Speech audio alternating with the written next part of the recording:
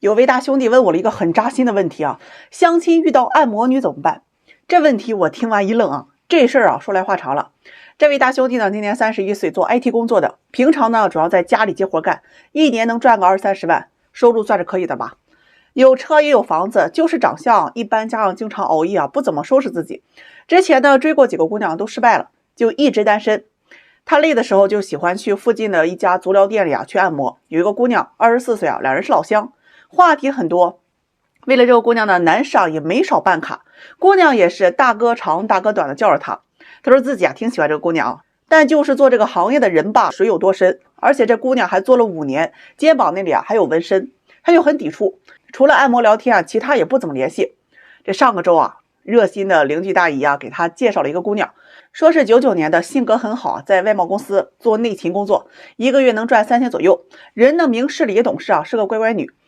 于是啊，他就盛装打扮了一下，就去赴约了。约的是晚上6点半，他先到了，那个姑娘呢还没到，男士就在那等着呀。这快到7点的时候，这姑娘打电话问他坐在哪，他边接电话边回头，一下子两人对上眼了，都愣了一下啊，就是那个按摩的姑娘。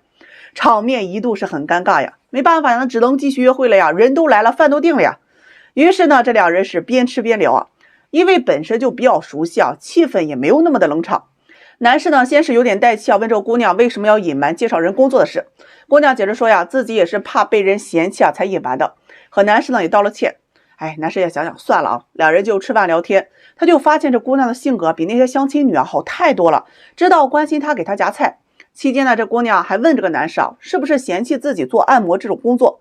男士呢也说实话，他不否认啊，做这行的女生啊也有出淤泥而不染的，但毕竟他所处的环境里面充满了太多的诱惑，所以自己也不确定啊是否介意。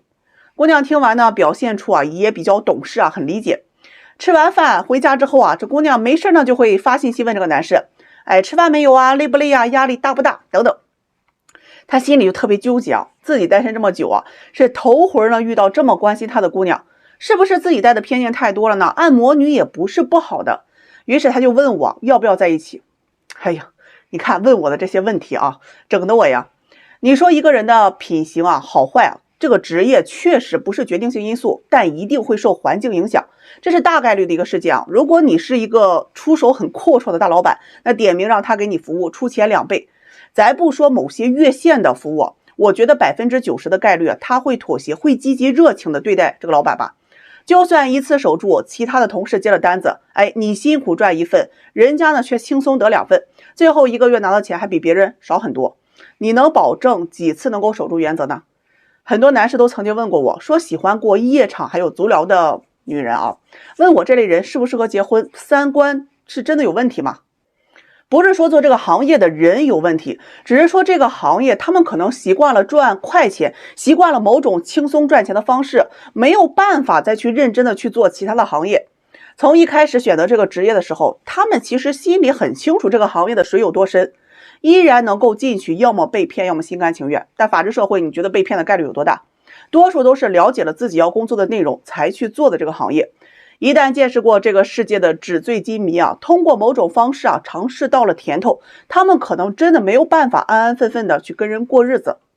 如果你的经济实力没有雄厚到让他可以为你改行，那即便你用真心啊打动了他，他也未必能够会为你放弃这门营生。即便他愿意为了你放下这门营生啊，等热恋期一过，新鲜感一没，如果你不能在经济等方面满足于他的话，指不定啊哪天又会重操旧业。不是我对这个行业带有色眼镜，其实从事过这个行业的人呢，也清楚自己做过什么事情啊，只是大多数选择避而不谈。我不否认会有只努力赚钱、思想比较纯洁的人，但概率又有多大？我倒劝大家宁可生活圈当中去找，也不要从这个行业里面去找，因为从事过这个行业肯定是见过形形色色的男人。你反观一下自己，你有哪些闪光点和不同点，能让他彻底杜绝那些诱惑？你若对自己没有十足的把握，尽量不要开始。总之啊，这个感觉就是后患无穷。毕竟人家一开始见你也是有意隐瞒了身份，为什么呀？这点能想出来吧？虽然有句话说呀，男人的2大爱好是拉娘家妇女下水，劝风尘女子从良，但还是希望所有大兄弟们谨慎考虑吧啊，言尽于此了。至于咋选呢，自己决定。顺便问一句，公安局会去图书馆扫黄吗？这气的我这个脑子现在冒冒的一片一片全是星星，真的。大家都开始陆续放假了，对吧？给大家一个建议啊，关注我的死死抱住，没关注的抓紧加入啊！因为后面的这段日子里，天天带你们看大戏啊，相亲的相亲啊，摆烂的摆烂，打仗的打仗，结婚的结婚，那是一家欢喜十家忧啊！昨天下午接到男士电话啊，哎呀，还有3天订婚啊，女方突然涨价，觉得彩礼给的不公平，这可是把我担心的呀！大晚上赶忙急的啊，去了一趟女方家里。这个男方啊是92年的中专学历啊，下学早就自己开了家小吃店，月薪在2万左右吧。老家呢是湖北农村的，有个妹妹啊，通过相亲呢认识了现在的这个女朋友，94年的大专学历，在私企是做前台的，老家呢也是农村的，两人谈了有1年多。这起初呢女方家里她比较反对，觉得男方啊家庭条件差一点，而且还那么远啊。好在姑娘这人呢还不错啊，比较坚持，觉得男方人很好，也喜欢他。就这样呢，两家上个月呢是谈了定亲，彩礼啊也是讨价还价，定在了6万，女方陪嫁2万的家电，商议的挺好，准备下个周啊，也就是在后天的时候，两个人呢就去定亲领结婚证。结果呀，昨天女方突然变卦，觉得彩礼要的不合理，说如果想要定亲的话，彩礼至少12万。我一听这彩礼价格，他直接翻了个番啊！我是最讨厌这种行为的。那我赶紧去了女方家里之后啊，这女方父母在啊，我问到彩礼这个事情，他们就说啊自己以前不太懂啊，私下里给答应了。家里亲戚啊一听啊这价格觉得不合理，说谁谁谁家呀给了多少多少啊，谁谁谁家怎样怎样。我听完先是劝呀，这各家情况都不太一样，彩礼这事啊可不能去攀比，都是为了小两口好呀，要考虑他们实际情况。女方妈妈就反驳我呀，跟我说这男方条件啊确实一般，家里还穷，那我闺女这人老实呀，喜欢他呢我也就认了，但是彩礼你不能让我们家丢脸吧？这别人啊都还没有陪嫁来，我们还陪嫁了2万，所以啊彩礼12万啊一分不少。这女方父亲人还行，觉得呀半道改嫁他确实啊不是很地道，觉得要不这样吧，就8万块钱或者6万呢我们不给陪嫁了。刚说完啊，这女方妈妈是一拳打了过去啊！就你话多，以前还都不是你定的，赶紧闭嘴！转身呢就跟我说呀，哎呀，我们有事啊，先商议一下。接着呢就拉了个大叔啊去了里屋啊。我先强调一下，我真的没有偷听啊。那大姨去了里屋之后啊，给别人打电话，她开着免提啊，那声有多大呀？我就听见对方在电话里啊就说呀，你要咬紧牙关啊，别松口，12万啊，他1年就挣出来了，这点钱他都不给的话，那肯定啊都不是诚心要娶的。这女方妈妈呢，在电话那头啊就说啊，这男方家里要是真没啥钱，这要不给咋办啊？对方呢就给出主意啊，他俩都谈了1年了，他都30多了，怎么可能说不给就不给了？最后啊，要实在不行，你就降到10万嘛。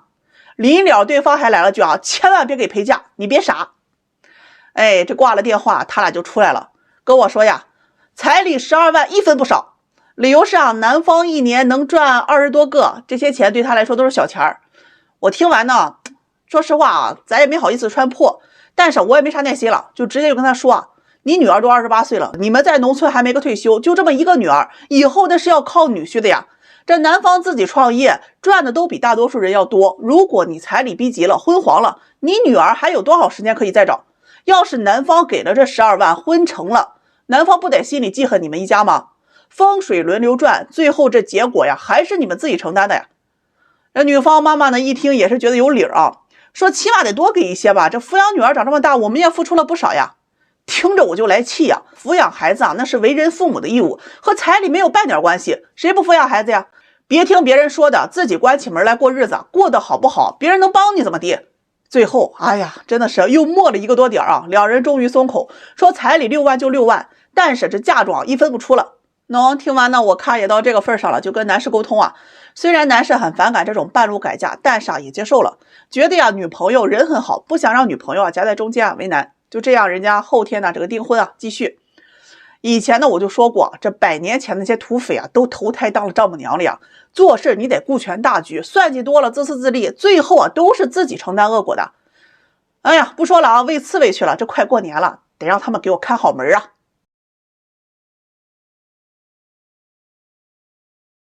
这上午有一位相亲男士来找我找对象啊，简直了2个多小时呀，把控全场呀，狂嗨2个多点，简直是啊狂拽炫酷邪魅霸道。哎呀，我捧哏捧的太累了啊，最后不得不打断他呀。这男士呢是90年的啊，这个做销售的，年收入不明，我就跟他沟通啊，让他介绍一下自己的情况。好了，开始了啊。这个男士呢是大专学历，关于学历啊，男士就说呀，自己从小到大啊都没有认真学习过，但只要他想学，那成绩啊就能好到让人羡慕。曾经有一次做数学题啊，他自己一下子就想到出了4种的解题方式，而那道题呢，他们全体的这个数学老师啊和学生啊都做不出来，这让老师们很没有面子啊。从此啊，这个数学老师就针对他，给他穿小鞋儿。总而言之啊，简直就是天赋异禀，人间罕有的读书奇才啊。但由于啊自己看不上数学老师，再加上这个数学啊只做难题，导致最后啊自己高考失利啊，才考了40多分，只能上了个大专。如果啊当时再努力一点，这北大清华对他都不是问题。哎，学历这事儿啊，我大概是清楚了，我就问了他一下这个工作情况跟年收入这一块。他呢先是又从大学铺垫了一下啊，虽然是专科，但是他依然天赋异禀啊，从来都不去上课，考试成绩那牛的都不行啊。接着呢才讲到工作，他做销售的，那业务量那是全公司最高呀，业务能力好到一塌糊涂。但因为受不了自己年纪轻轻啊赚太多钱啊，就跳槽去了隔壁家的健身房。我问他，我说那你年薪到底是多少啊？他说啊，这个不是重点，重点是他去了新公司啊，依然凭借着天赋异禀啊，让他在新公司里面是业绩爆棚，别人一天能卖几张卡，他一天能卖上百张，这整体核算下来，一个月至少7、8千块钱。听得我是目瞪口呆呀，确实佩服这样的奇才。我又问他，我说这个车房情况到底怎样啊？他一听啊，喝了口茶说呀，想当年啊，自己年纪轻轻啊，月入那么多的时候啊，他就很聪明的意识到一定要买一套房子，于是就按照自己的身价去看了很多的楼盘啊，有的呢是这个3、400平的别墅，还有呢有1、200平的洋房。当时啊想着一次性付款，后来又担心啊楼盘万一有一天崩了，这跳水了怎么办？本着鸡蛋不能放在一个篮子里啊，于是啊他就买了一套70多平的房子啊，贷款了50多万，现在每个月还贷2000多。这关于车呀，他说这个人呢总是要返祖的，为什么越来越多的有钱人呢不喜欢这个城市啊，愿意去乡下种地？同样车也是，那是反人类的东西，多少人上班迟到，多少人堵车呀，所以我选择坐公交。关于他的生活圈子、家庭圈子啊，他也简单的做了个介绍，总结一下就是啊，他不仅自己牛，他的朋友啊也是各种牛啊，混得最差的那个也当了公务员了。哎呀，我跟王八们啊在边上呢，直接就听呆了呀。最后呢，我也是实在是有事我忙不开啊，也没时间过多的跟他沟通了，我就直接拒绝了他，明确的跟他说啊，想找对象先要脚踏实地，30多岁了不能这么飘了，改改口嗨的毛病，不然这辈子想找真心过日子的对象真的很难的。口嗨不是病啊，嗨起来嘿嘿嘿要人命啊。